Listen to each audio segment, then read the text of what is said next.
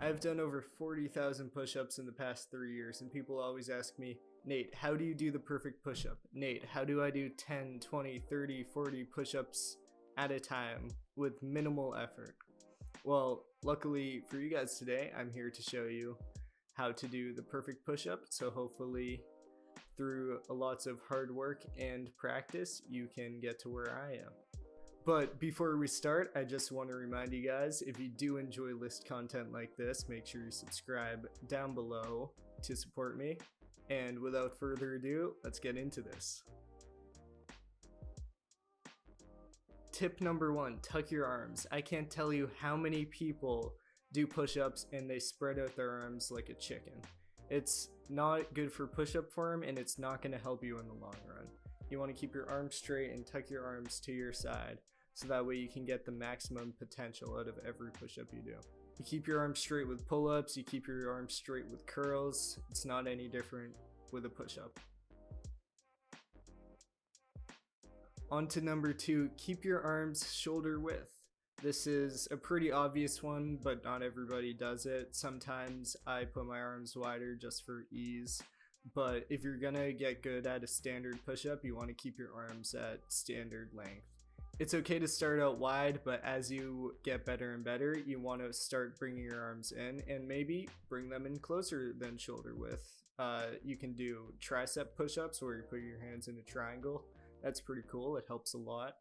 But yeah, keep your arms shoulder width. It's just good practice, good habit that you should get into early. Tip number 3. This is probably the most important one out of every tip on the list. Keep your back straight. Don't be that guy that does a push-up by lifting his chest up, then lifting his ass up, and that's it, and you don't even push up with your arms.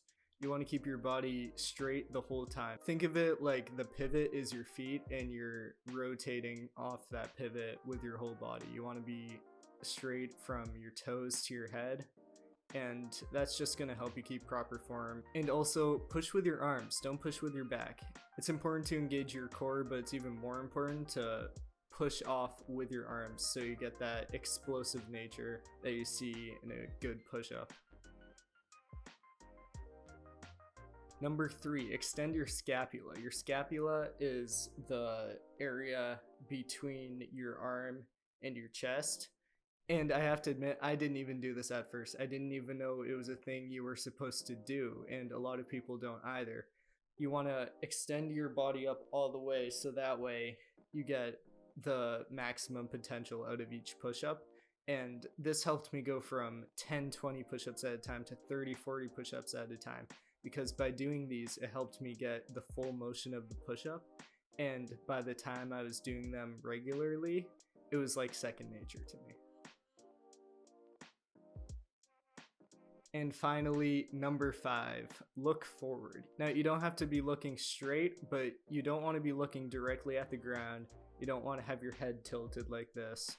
You want to be looking as close to forward as possible. And the reason for this is if you put your head down all the way, you're not going to be able to touch your head to the ground as easily.